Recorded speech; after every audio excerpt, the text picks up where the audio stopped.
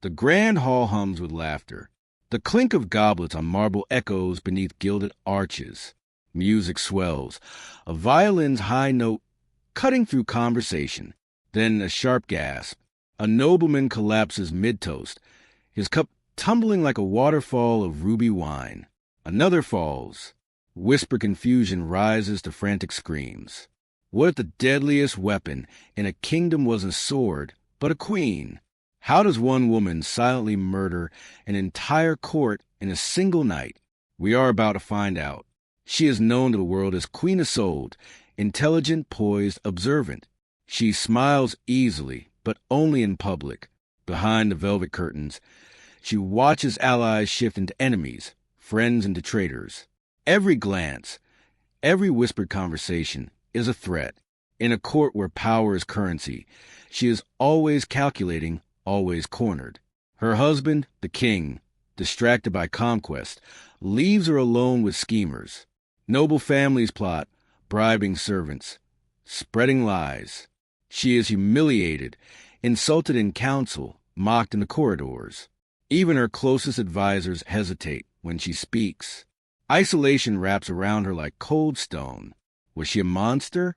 Or was she a queen driven to extremes by betrayal and fear? It begins quietly. Whispers in empty corridors.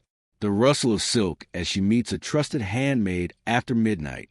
Notes exchanged in shadows. Every day, every meal, every servant step is observed. She studies the royal kitchens, not for feasts, but for opportunity. She notices the subtle ways wine is poured, the flavorings added, the tiniest of adjustments. One servant is reliable, loyal beyond question, discreet beyond suspicion. Poisons are rare, exotic. A trace in a goblet is invisible, undetectable. It slips through senses and into bodies unnoticed. One drop, and the victim is gone. One after another. She moves with patience. She watches the court's paranoia build. Tension coils like a spring. Her mind races. She imagines the chaos to come. The night arrives. Candles flicker across the grand banquet hall, casting shadows that dance along frescoed walls. Servants bow and retreat.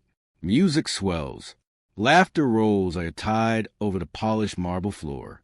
The nobles raise goblets, praising loyalty, lineage, and prosperity. Queen Isolde sits at the head, serene, eyes scanning the faces she has come to know as threats. She lifts her cup in silence. A smile, faint, unreadable. Then it begins. A cough, soft, barely noticeable. The court freezes.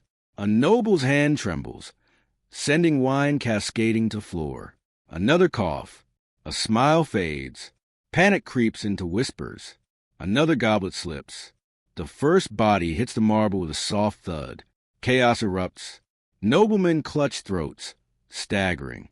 Women scream, clutching skirts as servants rush, unsure where to turn. Candles sway.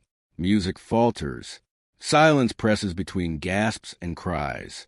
All the while, the queen watches, calm, unmoving. Her mind records every reaction, every betrayal, every last flicker of life. The night stretches. One by one, the conspirators fall, as if the hall itself has turned against them. And then silence. When the smoke of panic clears, few remain. Survivors are shocked, trembling, too afraid to speak. The queen rises. The room is hers. The weight of power settles onto her shoulders, heavy and unyielding. Rumors spread like wildfire. Travelers tell the queen who wields death like a scepter. Whispers in taverns, letters between courts. Some call her villain, some survivor, some marvel at the audacity. Did she ever face justice? Perhaps not. The king never notices, or chooses not to. Advisors keep their heads down. The court is silent, obedient, wary. No one challenges her again. Every glance at the throne is a reminder. One misstep could be fatal. History remembers her differently, depending on who tells the story. Some paint her as cruel, unfeeling.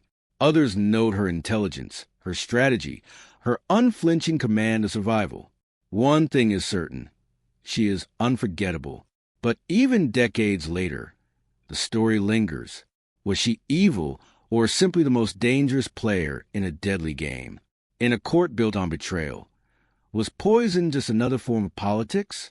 In the marble halls where laughter once rang, only whispers remain.